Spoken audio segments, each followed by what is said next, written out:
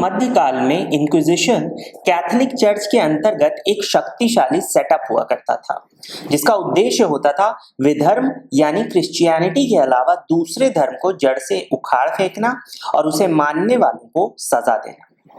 पिछले वीडियो में हमने जाना गोवा का इतिहास और साथ ही ये कि गोवा इंक्विजिशन की शुरुआत के पीछे क्या भूमिका थी और क्या घटनाएं हुई थी। अब आगे।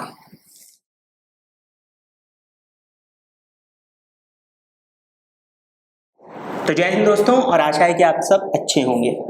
तो दोस्तों, गोवा में जब साल 1561 में इंक्विजिशन की शुरुआत हुई तो जिन लोगों को मुख्य रूप से टारगेट किया जाता उसमें हिंदुओं के अलावा वो होते जिन पे आरोप लगता क्रिप्टो हिंदू होने का।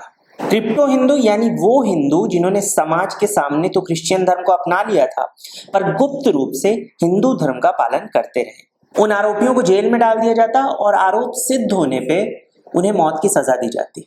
इसी के साथ ये जो इंक्विजिटर होते थे वो किसी भी संस्कृत, डच, इंग्लिश या कोंकणी भाषा में लिखी गई पुस्तक को केवल इस संदेह पर जब्त कर लेते थे कि उसमें उनके धर्म के अलावा किसी और धर्म के बारे में बात की गई है। गोवा इंक्विजिशन के अंतर्गत जो हिंदू और मुस्लिम हुआ करते थे गोवा के, या जो दूसरे गैर ईसाई लोग थे, उन्हें उनके रीति रिवाज या त्योहार मनाने से भी रोका गया और जो ऐसा करते थे उन पर मुकदमा चलाया गया। इसी के साथ जो पूरा ये धर्म परिवर्तन का एक जाल सा था, जो पुर्तगाली प्रयास थे लोगों को ईसाई धर्म में परिवर्तित करने के, उसमें जो व्यक्ति हस्तक्षेप करता उस पर भी मुकदमा चलाया जाता था। पुर्तगाल के कार्डिनल हेनरिक ने पहले इंक्विजिटर के तौर पर एलेक्सो डायस फैल्को को भारत भेजा।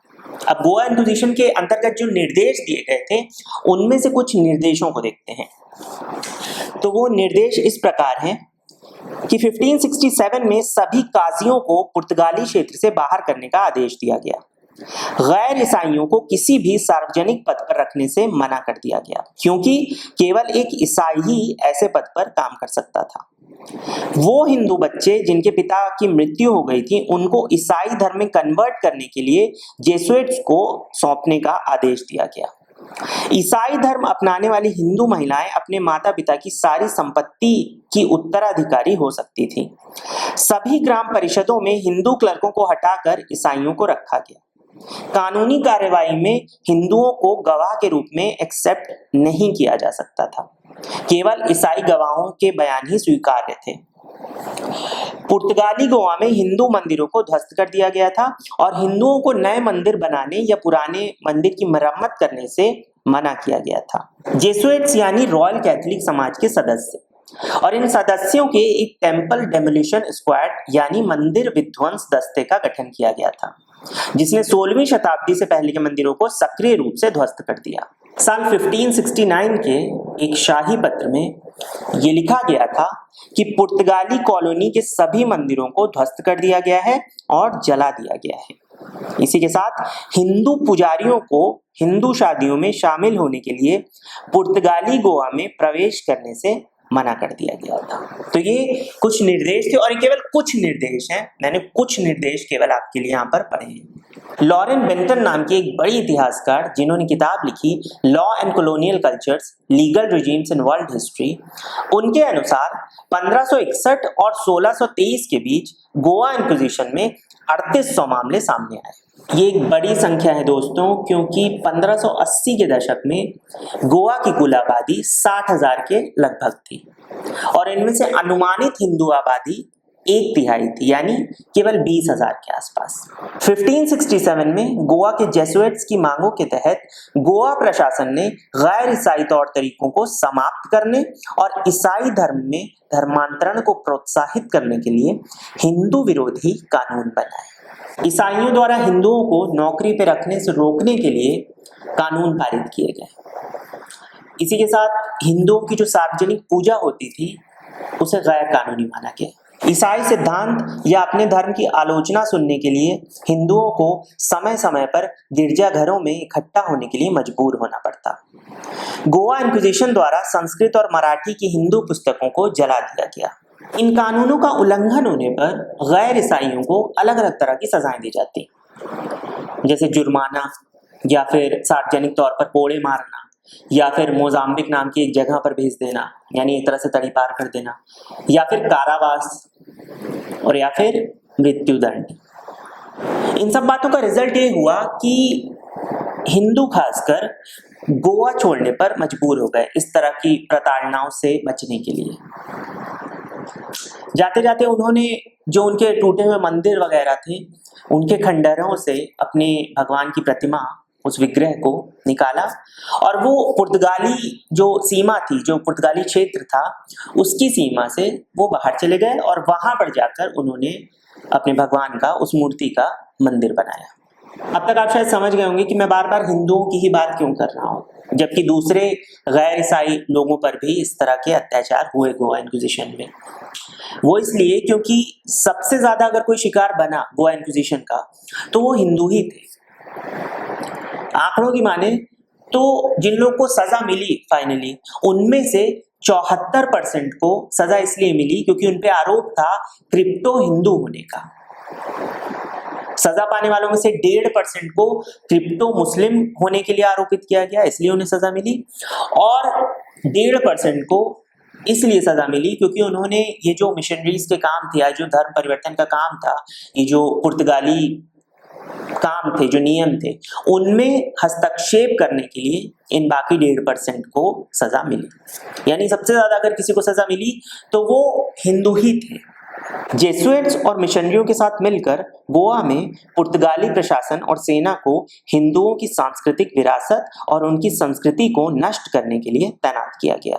ये जो ईसाई मिशनरी थे और जो पुर्तगाली सरकार थी, उन्होंने कितने मंदिरों को नष्ट किया उसका कोई सटीक आंकड़ा तो नहीं है, लेकिन 1566 तक, यानी इंक्विजिशन शुरू होने के केवल 5 साल के अंदर अंदर गोवा में लगभग 160 मंदिरों को तोड़ दिया गया था। 1566 और 67 के बीच मिशनरियों के एक अभियान ने बारदेस यानी उत्तरी गोवा में अन्य 300 मंदिरों को नष्ट कर दिया।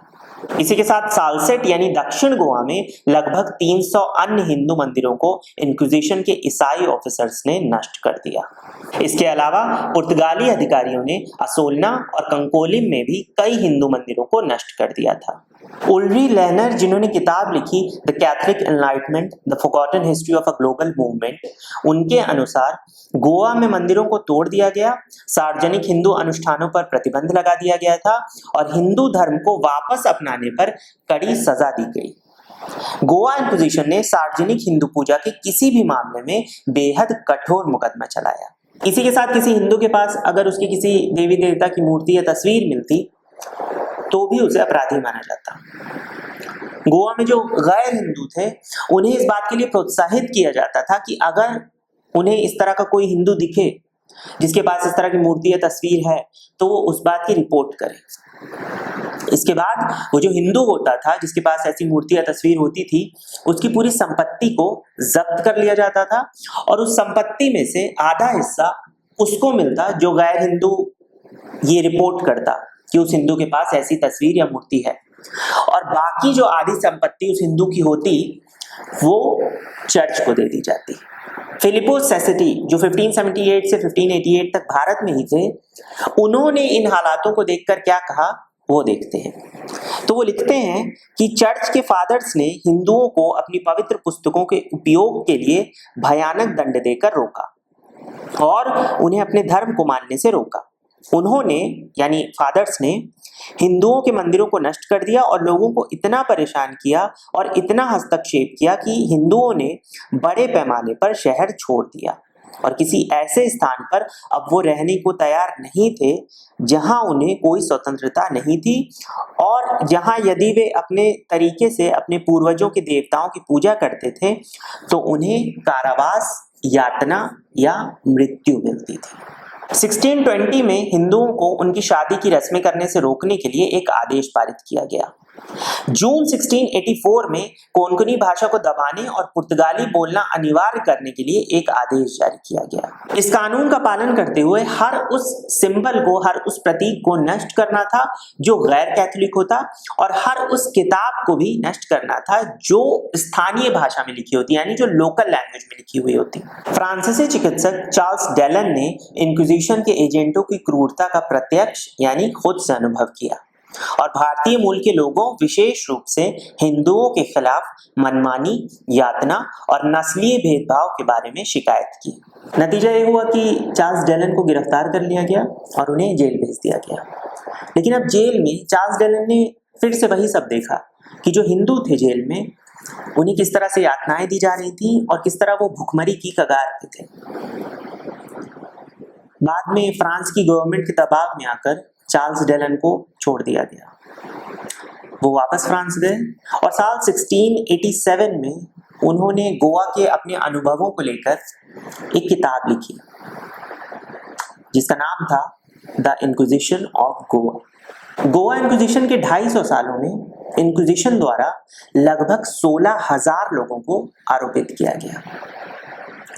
साल 1812 में जब इंक्विजिशन समाप्त हुआ तो पुर्तगालियों ने जितने भी रिकॉर्ड्स थे, जितने भी दस्तावेज थे इंक्विजिशन से जुड़े हुए, उन सबको जला दिया, नष्ट कर दिया।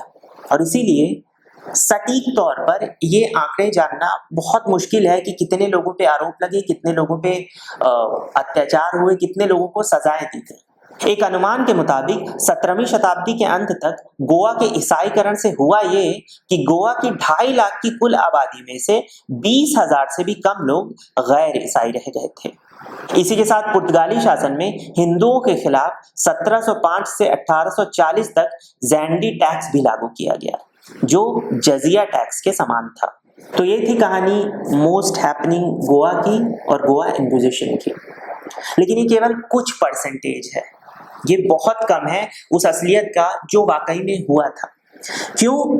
क्योंकि जैसा कि मैंने बताया 1812 में जब ये समाप्त हुआ तो ज्यादातर जो रिकॉर्ड थे वो पुर्तगालियों ने नष्ट कर दिए। जो थोड़े बहुत रिकॉर्ड बचे रह गए, जो लेखकों ने लिखा, जो उस जमाने के लेखकों ने लिखा, उन सारी चीजों को ध्यान में रखते हुए जो जानकारियां आज हमारे पास हैं, हमारे सामने हैं, उनको मैंने आपके साथ साझा करने का प्रयास किया। तो अगली बार जब आप गोवा जाएं और वहां कहीं पर आप खड़े हो किसी पुरानी बिल्डिंग में और सेल्फी क्लिक कर रहे हो, तो ये जरूर सोचिएगा कि शायद इस जगह पर किसी को बहुत ज्यादा यातनाएं दी गई, शायद उस जमीन के नीचे किसी मंदिर का मलबा हो या किसी आराध्य, किसी देवी देवता की मूर्ति आज भी दबी पड़ी हो। उम्मीद है आपको गोवा का ये वीडियो अच्छा लगा होगा। अगर अच्छा लगे तो मेरा चैनल अभी सब्सक्राइब कीजिए, वीडियो को लाइक कीजिए और कमेंट में मुझे बताइए कि आपको वीडियो कैसा लगा। मिलते हैं अगले वीडियो में, तब तक टेक केयर। जय हिंद, इतिहास जिंदाबाद।